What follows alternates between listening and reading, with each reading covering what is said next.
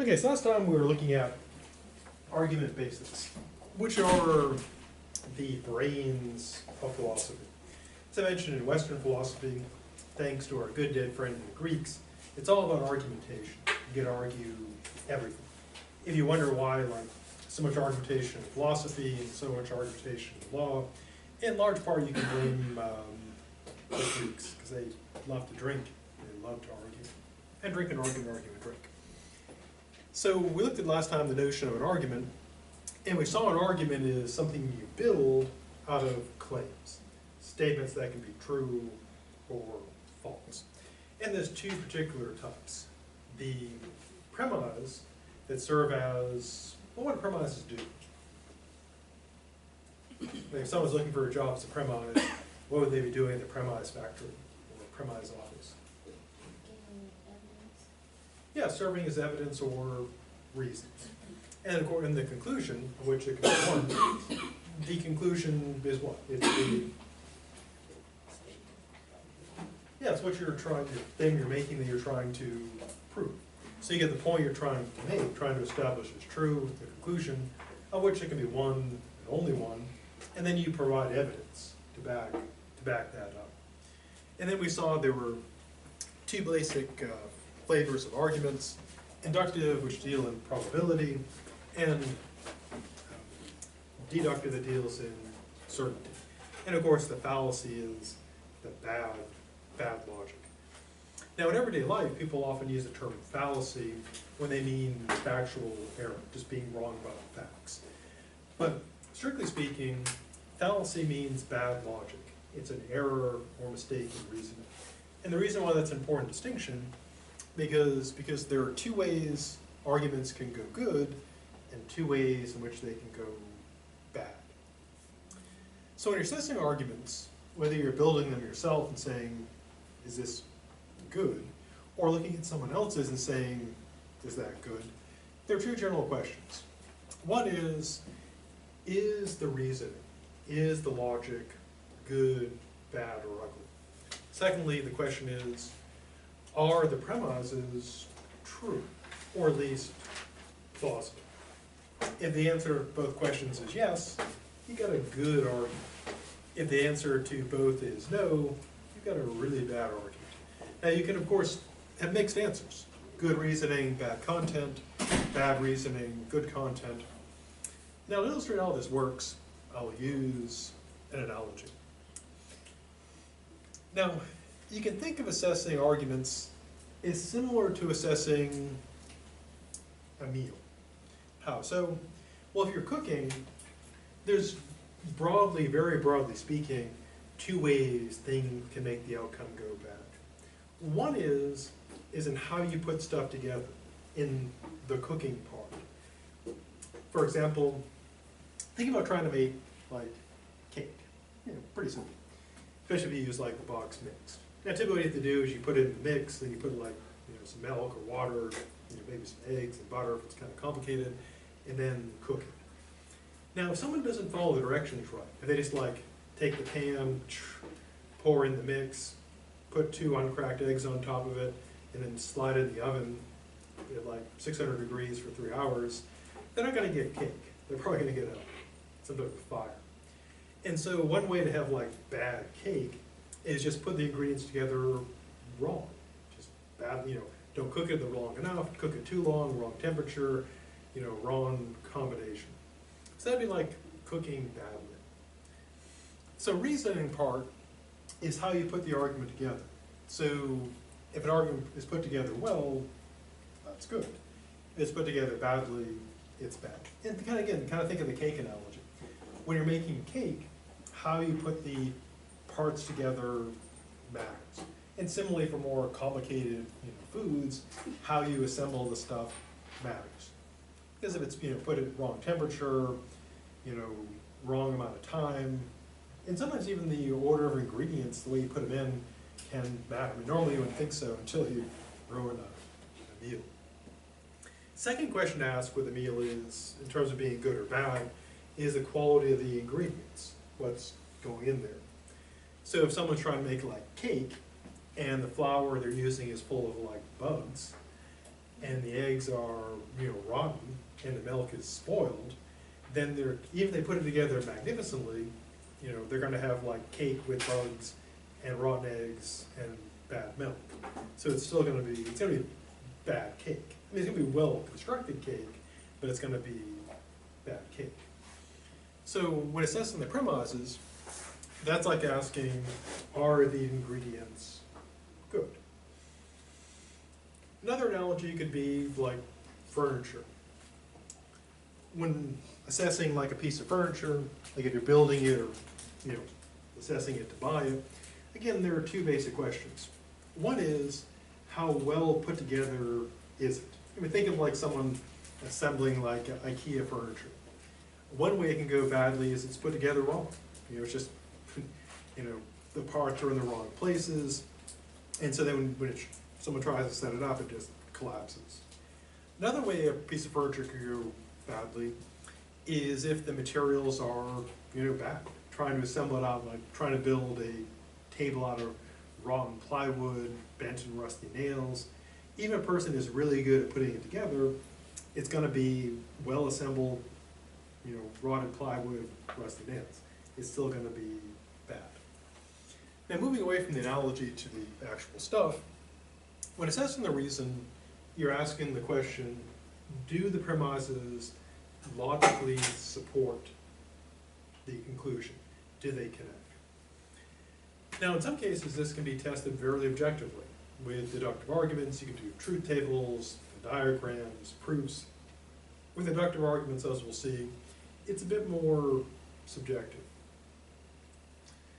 In terms of determining the quality of the premises, there you're asking, are the premises true? So how do you assess those? Well, there are basically three main questions to ask about a premise. One is, if it's relevant, does it match my own observations? What you yourself have observed. Now, in many cases, this won't apply, but in many cases it will. Secondly, there's a matter of, does it match your background information? Does it seem initially plausible? Now, the background information is all the stuff you've picked up over the years, and we automatically do this. You get a claim, and if you care enough to think about it, you automatically think, aha, plausible, or not so much. For example, take the claim that, one remedy people have suggested for warts is this. Take a potato, cut it in half, rub it on the wart, take the potato, bury it under the light of the full moon. Now, does that seem plausible? Now, background information about potatoes tells us potatoes probably don't kill warts, which is probably good because we eat those things. It'd be kind of bad if they would like dissolve our skin. That would be terrible. And burying it under the moon probably wouldn't do anything medical. So in that case, we probably think that's probably false, because our background information about the moon and potatoes and warts tells us, probably not true. Now, in some cases, though, our background information won't help, because we may not have information about it, or information may be conflicting. We may not be sure. In that case, we would go with, well, we'll see later, what's called an argument from authority. The idea being that it comes from a source that is credible. So basically, kind of the three quick tests are, does it match what I've observed myself? Secondly, does it seem plausible based on my background information? And thirdly, how does it mesh up with credible sources? Does it come from a credible source? Does it match credible sources? And if it passes these tests, it's probably plausible, keeping in mind that it could still be wrong. Or even things that may seem implausible could turn out to be true.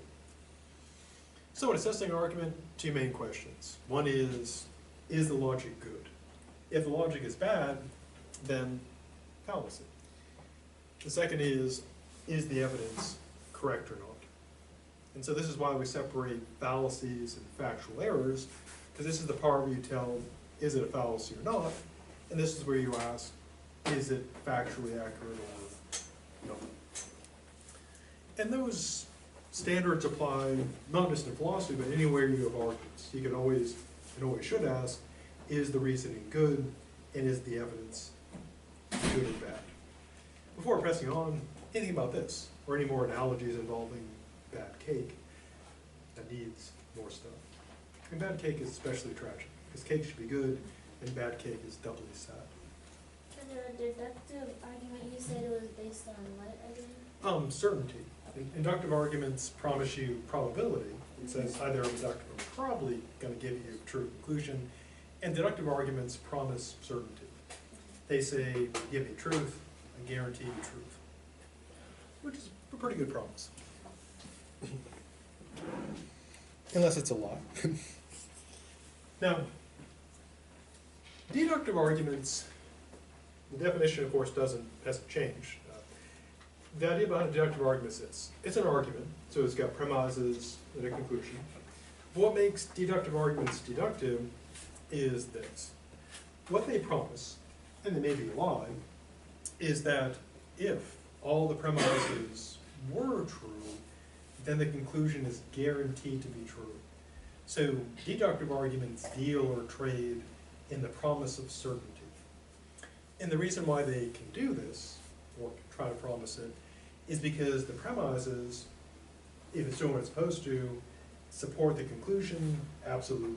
The conclusion doesn't leap beyond the premises.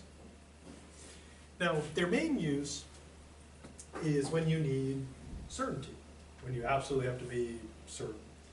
Now, in everyday life, they're not super common, just because of their nature, but we do use them. Whenever you use math, for example, technically speaking, math is deductive logic. Whenever you use your smartphone, laptop, Xbox, Xbox One, PlayStation, PlayStation 4, etc., you're using, weirdly enough, deductive logic. They run on deductive logic, as we saw. So how do you tell when you get a good deductive argument? The good news, which is also kind of the bad news, is there are well-established, perfectly objective tests. If you've had the logic class or critical thinking, you've seen the Venn diagram, where you can test categorical syllogisms. You've seen the truth tables, where you can test true functional logic. And there are also proofs, deductive proofs, where you can test true functional logic as well. Now, deductive arguments, if they're doing what they're supposed to, they have a special property. And if they're not doing what they're supposed to, they have a special property as well, but a bad one. Now, we use the term valid, invalid in everyday life. We talk about like a valid ID, that's a valid point, that's a valid claim. But here we're going to be technical about it. So, in the strict technical sense, valid means this. A valid argument is a deductive argument such that if all the premises were true, then the conclusion must be true. Now it's a single sentence. There's a lot sort of packed in there. Namely, it's conditional. So this is what throws people off quite a bit about valid. Valid doesn't mean true. Everything in a valid argument could be totally untrue. It could all be lies, terrible, terrible lies. But it could still be valid. Because validity has nothing to do with truth except for that conditional connection. Because valid says to you, not, hey, I'm true. Valid says to you, if you give me truth, I'll give you truth back. And if it's telling the truth, then it will do that. But if you give a valid argument untruths, no guarantees, no promises. Now, that may seem kind of weird. How can you have good logic, but then have false stuff in there? And although it may seem odd, we deal with this literally all the time in the classroom. Not saying people lie to you, but think of the following couple of examples. You might, I recall doing like word problems back in math, which is like, math I thought was terrible, and word problems like the most terrible things of all. And they would have something like, train A is heading towards city C at 20 kilometers per hour. train B is heading towards city C at 30 kilometers per hour. When do they collide? And can you do the math for that even though there's no train A or B and no city C? Or do you need to go and get some real trains? I mean, suppose someone says, but teacher, there's no city C, there are no trains. Would that be a legitimate reply? No. Because you can do the math even though there's no train A and train B and no city C. You can still do the math correctly even though it's all made up. Another example, if you take a class in business or economics, can you do like mortgage calculations without actually having to buy a house? Or if you take a class that covers mortgages, do you have to buy a house in order to do the math and have a real mortgage? No, because that'd be super expensive. Prerequisite for the class, textbook, buy a house. That'd be really expensive. No, you can just make up houses. You can say something like, suppose you're buying $1 million house at 5.2% interest over the course of 30-year mortgage. How much interest will you pay? Well, you don't have to actually go and buy a house to do the math correctly. It can all be just made up, but you can still do the math right or wrong. Final example, tax software. If you've done taxes, you probably use something like H&R Block software or TurboTax or some other thing. Now, the company, let's take H&R Block, they say what? If you put in the right stuff into their program, what do they guarantee? Yeah, the right return. Now, what if someone says, I just made stuff up? Does H&R Block say, yeah, we'll cover that? No, because their promise is not they'll give you the right answer. Their promise is if you put in true stuff, you'll get a true answer. So I sat down there and just started making stuff up. Income, $1 billion. Do you own mines? Yes, several mines. Do you own, a farm? Yeah, lots of farms. And I just make dependents, 1 million children. And I started making stuff up. It would grind the numbers, and it could grind the numbers all correctly, even though everything is a lie, total lie. Yeah, final kind of stupid example on Facebook. Can people lie on Facebook? Yeah, even though the algorithms are is correct, it handles untrue things as well as true things. So a valid argument just means if you put in truth, you get out truth. You put in untrue stuff, no guarantees. For example, here's an example that does make sense. It'll be my Wednesday-Thursday argument. Premise 1. If today is Wednesday, then tomorrow is Thursday. True. Premise 2. Today is Wednesday. True. Conclusion, tomorrow is Thursday. True. Yeah, so that's good reason. Everything I said in there is true. But tomorrow will, of course, be Thursday, and will the Wednesday argument still be good logic? Yeah, logic will still be good. Because if it was Wednesday, and Wednesday is followed by Thursday, and it is Wednesday, then the next day would be Thursday. The reasoning is still good. It just so happens that all the content is not true. It's just, it doesn't happen to be Wednesday. So the logic, if W then T, W therefore T, good logic, it just doesn't happen to be Wednesday. So an argument could be valid. If it is valid, it's always valid. But it may turn out to have stuff in it that's not true. Now, to use kind of a silly example, you can have a valid argument that the premises will never be true. For example, if Bill is a unicorn, then Bill is a horn. Premise 2, Bill is a unicorn. Conclusion, Bill is a horn. Good logic? Yeah, because if unicorns have horns, and Bill is a unicorn, what's Bill got? Yeah, a horn. The logic is perfect. The only problem is, what? Yeah, there are no unicorns. They smoke and they all die. So, word of practical advice is, don't smoke, or at least dead as a unicorn. Well, there's an ad campaign for a while. Didn't really catch on, because people got really sad about the dead unicorns. Because it is pretty sad, thinking about dead unicorns. So you can have good logic but bad content. So with a valid argument, again, it's just saying, you give me truth, I give you back truth. Going back to the analogy of the computer program, that's what computer programs, they're doing what they're supposed to do. So H&R Block, where their tax software says, you put in true stuff, you get the right result. You put in untrue stuff, they'll still crunch the numbers correctly, but they don't guarantee the results. Now, what if you've got bad logic? Well, the term invalid in this case is a technical term for deductive argument such that all the premises could be true while the conclusion is false. So it doesn't guarantee truth, it's broken. Now, invalid doesn't mean false though. You can have an invalid argument that's just stuffed full of truth. Everything in the invalid argument can be true, but it could still be invalid. Because an invalid argument doesn't say, hi there, my conclusion or premises are false. An invalid argument says, hey, you shouldn't trust me.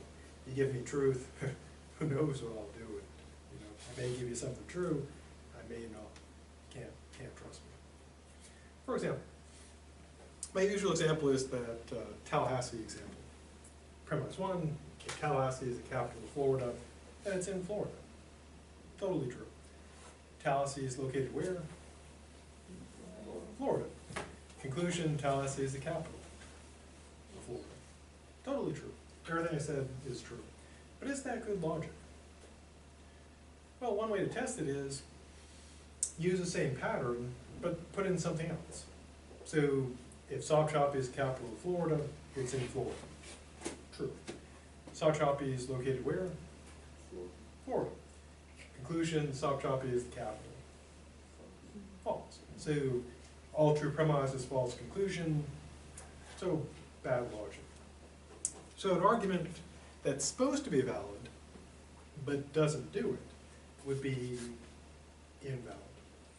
Now again, the trickiest part of valid versus invalid is kind of separating out that valid doesn't mean true, and invalid doesn't mean false.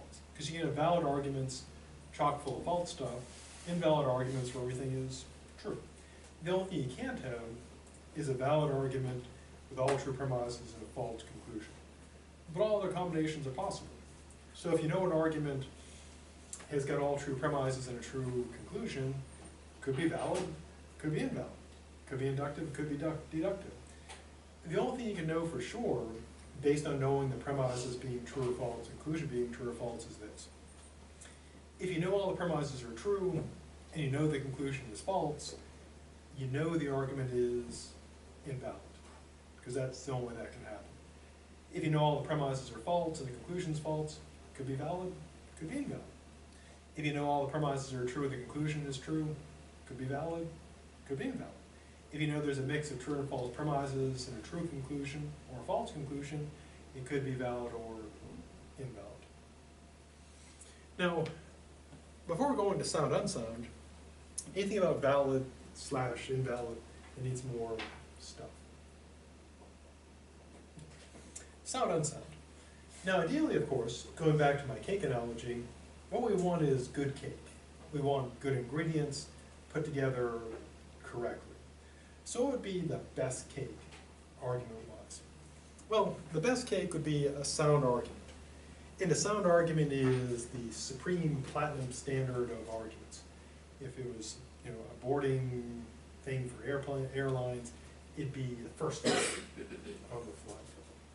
It'd be, you know, super platinum on the flight, you get all the luggage space type of deal. So what does sound mean, laying aside the metaphors? Well, it combines two things. To be a sound argument means, well, actually three. First, deductive. Only deductive arguments are sound. Secondly, the argument is valid. And thirdly, all the premises are true. Because of that, since valid means if all the premises are true, the conclusion must be true, and a sound argument's got all true premises, it means the conclusion's got to be true. So sound argument is perfect. Perfect logic, perfect truth. Now, an interesting feature of soundness is this. Validity is eternal. If something is valid, it was valid before the beginning of time, it'll be valid after the end of time, which makes no sense, but there you go. Soundness, though, can change very quickly. For example, my Wednesday-Thursday argument is always valid, always perfect logic. But what day of the week is Wednesday? Only Wednesday. Yeah, only Wednesday is Wednesday. And so it's only sound on Wednesday. Every other day of the week, still valid, but unsound, because only Wednesday is Wednesday. On Wednesday, it's sound. On Tuesday and Monday and Thursday and Friday and Saturday and Sunday, it's still valid, but it's unsound, because all the premises aren't true. So unsound can happen in many ways. First, the argument could be invalid. Secondly, it could have one or more false premises, or thirdly, could have both things going wrong. So those are the options. Now, of course, it could have all of the bad stuff combined. It could be invalid, have one or more false premises, and that would make it invalid, and it was sort of unsound. Now, if you know an argument is sound, you know lots about it. You know it's deductive, you know it's valid, you know all the premises are true, you know the conclusion is true. So you know a whole bunch. If you know an argument is unsound, you know less. You know that it's deductive, you know that it's either invalid or has one or more false premises, or both. But the most informative is sound. That tells you like a whole bunch. And as you might imagine, since that has so many implications, you know, that fit very nicely to multiple choice questions, you can expect multiple choice questions about those. But as long as you keep in mind the definition of sound, valid, invalid, and unsound, all those questions are pretty easy. Which I guess is a way of saying if you know the answers, then it's easy, which is always true. Now, before pressing on, anything about that stuff that needs more stuff? Now, as you might imagine, since this is an entire class, namely logic, devoted to logic, this is incredibly short coverage. So if you want to learn more about logic, we have the critical inquiry class coming up in the spring, and also the logic class, hopefully coming up in the spring, which covers a lot of the logic stuff. Now, in theory, there's an infinite number of valid deductive arguments. So I obviously won't give all the examples. But there are some that are, you know, pretty common, and you'll see quite a bit. One, which you've already seen, is our good friend, it's known in Latin as modus ponens.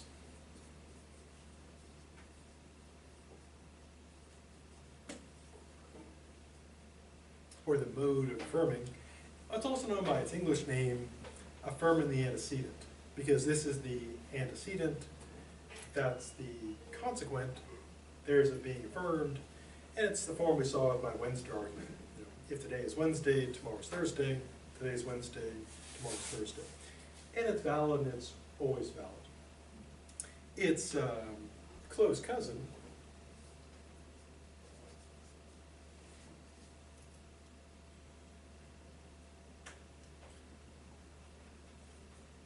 is modus tollens, the mode of denying, which is if P then Q, not P. So if today is Monday, tomorrow's Tuesday, tomorrow's not Tuesday, today's not Monday. It's also valid. Now these two also have two evil twins, they're fallacies, and they're common enough they get their own names. The first evil twin is affirming the consequent. If P then Q, Q, therefore P. And it is kind of appealing. It can seem kind of sensible, like if it's raining, the sidewalks are wet, the sidewalks are wet, it's raining. Seems to make sense. But then when you think about it, could the sidewalks be wet when it's not raining? Yeah, could it just stopped? Or someone could be watering the lawn, or drop something on it. The other evil twin is denying the antecedent, which also can be kind of appealing. When you think about it, you know, doesn't work. You know, if you get a C, then you pass the class. You didn't get a C, so you didn't pass. Well, at first you think, oh, yeah, maybe, but then you think, hey, could you pass without getting a C? Yes, a lot of, you know, B, A, so other options. So those fallacies are things that, you know, they're kind of appealing at first, but then you can see through them. As I mentioned, in theory, there's an infinite number of valid deductive arguments, and seemingly impossibly, there's also an infinite number of invalid deductive arguments. One weird thing about infinity is there's actually different sizes of infinity, bigger and smaller, which seems weird because infinity should be infinite. But here's why. If you take just the whole numbers, like 1, 2, 3, etc., how many of those are there? Infinite. Then if you include fractions in the mix, then how many of those are there? Infinite. But there are more fractions than whole numbers, so it's a bigger infinity when you throw in the fractions, but they're still both infinite. Which shows our word infinity is terrible. Now, one kind of clever, and we'll see this more in the future, deductive argument is what's called a reductio ad absurdum, or reducing to absurdity. And it's a clever way of proving something by disproving it, or disproving it by proving it. And here's how it can go. Suppose you want to prove something is true by reductio.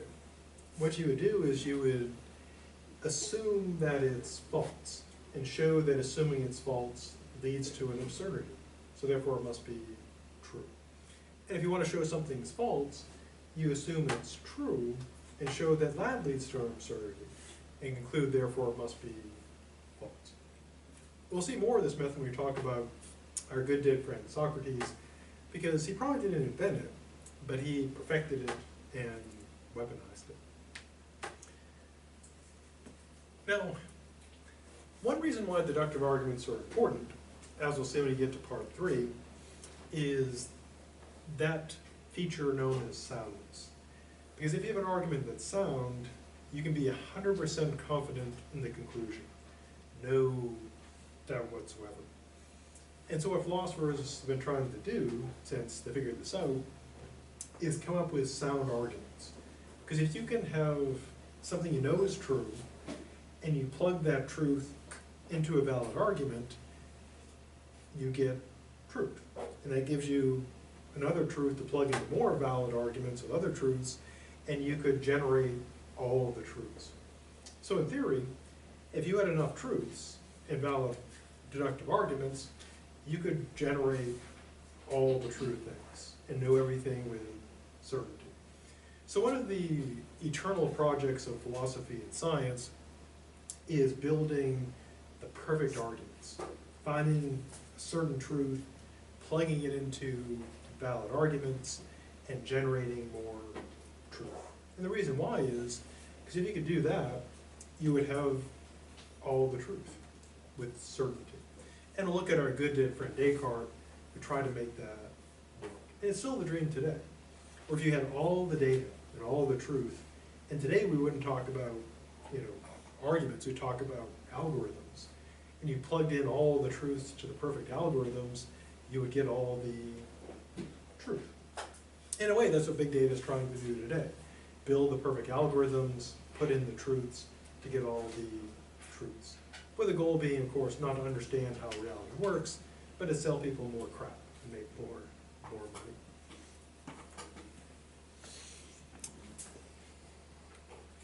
We now turn to inductive arguments. Before going inductive, though, anything about deductive that needs more D or duck? Inductive arguments. As we saw, they're arguments. So they have premises, each one's got a conclusion. What they deal in, what they traffic in, is probability. An inductive argument says, hi there, I'm inductive. You give me truth, I'll probably give you truth back. Can't guarantee it, but probably will. And as we also saw before, the reason why they work like that is because inductive arguments, you're leaping beyond your premises. You have what you know or observe, and your conclusion always involves a jump. And whenever you're leaping into the dark, things can always go terribly wrong. Now, again, you may raise the question, so why use them if things can go terribly wrong?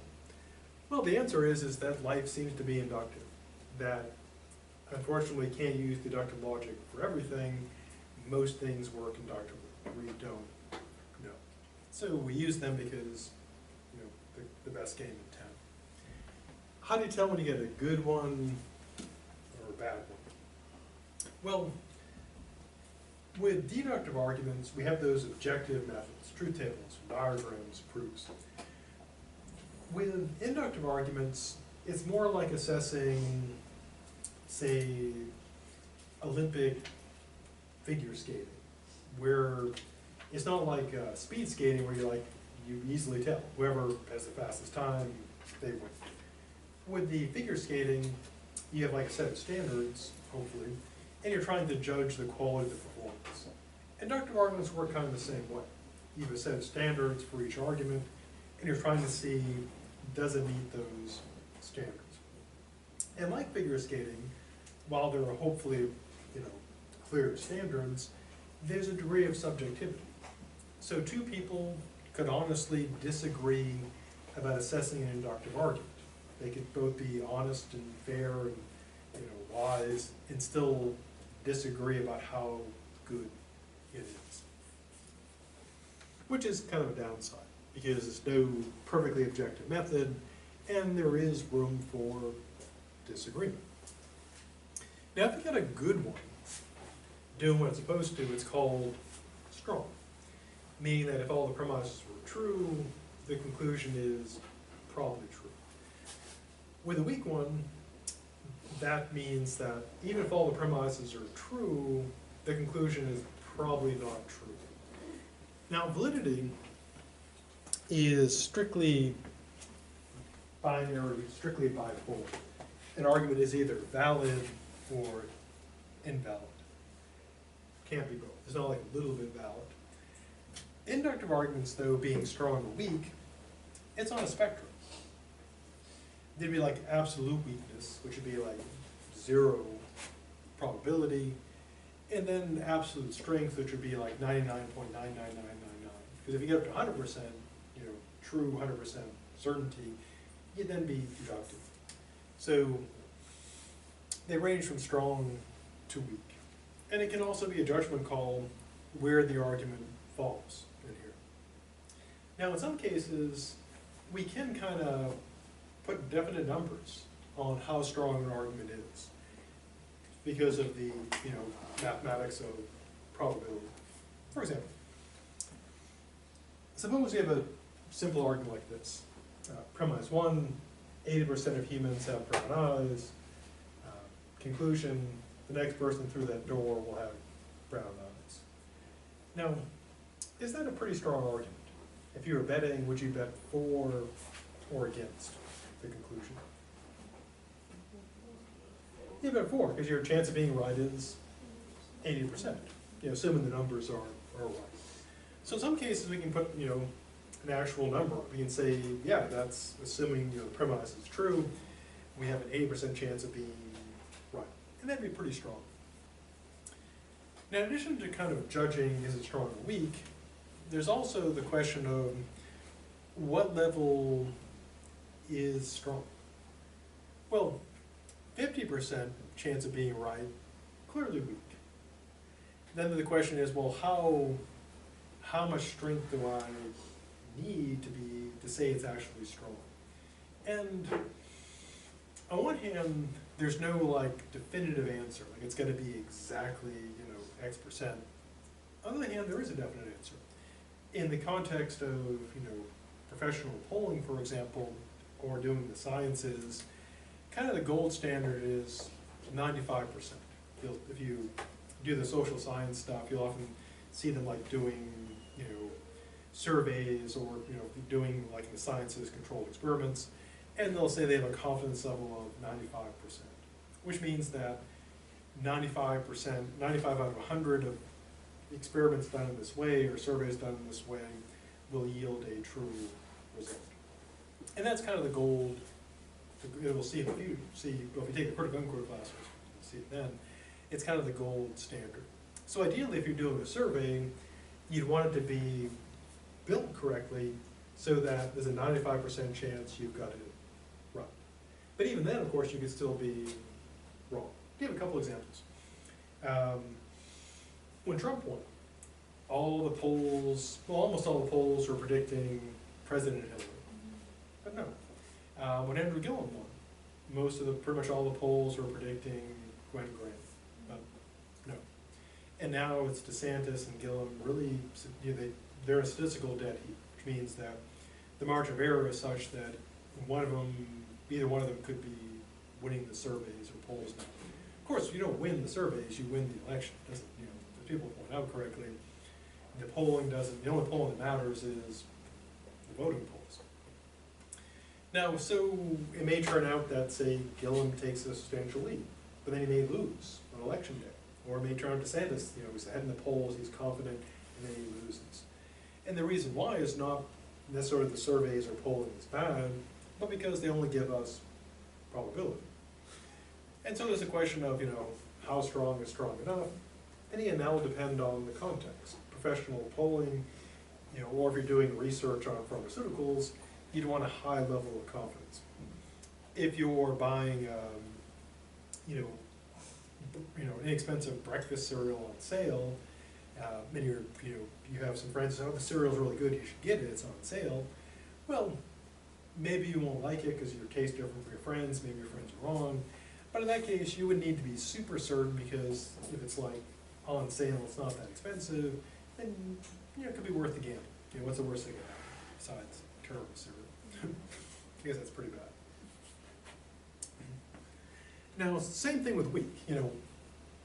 Just as the question arises, how strong does it have to be? When is it too weak? And again, there's a pretty big gray area where you'd say, well, maybe it's strong enough, maybe it's not. But again, kind of the practical response is, one would be, what's the professional standard in scientific research? There's also the practical concerns about how much is at risk, what will it cost me? So again, if you're like, okay, the breakfast cereal's on sale, it's super cheap anyways, my friends say I like it, so I'll probably like it. Maybe there's like a 70% chance I'll like it, so go for it. But if it's something like, this could totally kill me, then you probably want a much higher probability. So a lot of it comes down to cost and risk. Now, inductive arguments, again, are what we use pretty much all through life. We're all already pretty good at them, because if we weren't, we wouldn't have made it this far. Now, we'll look at, not today, since we have just about 2 minutes left, we'll look at throughout the course of discussion at 3 useful inductive arguments. One of them will be absolutely critical for the paper, because you'll need to include it, but it's also useful for life in general. Now, this first one is a argument type. You can think of argument types as tools in a toolkit. They do a particular thing, and you use them to achieve that task. Just like if you needed to pound nails or remove nails, you'd use a hammer. If you needed to cut, you'd use a saw. With an analogical argument, its function is basically to argue that because 2 things are alike in certain ways, they're alike in this other way you're concerned with. They're a comparison argument. What is not surprising, because an analogy is what? What are you doing if you're making an analogy? Compare. Yeah, you're comparing stuff. Now, there are many ways we use analogies outside of argument. One is, we often use what are called explanatory analogies, where we explain something by taking something that someone doesn't understand and getting them to understand it by comparing it to something they do understand. So for example, if like a European who understands rugby, but not American football, you might say, draw an analogy, real simple. You have people running around with a ball trying to tackle each other. We also use analogies rhetorically. We make comparisons to maybe you'll feel good or bad about things. We might say that someone is, as strong as an ox, or as brave as a lion, or as dumb as a brick. And those are comparisons to make people feel a certain way. And then our concern here, of course, is the argument by analogy, which we'll pick up with on the Friday. So have a good rest of the day, and I'll see you on the Friday with more stuff.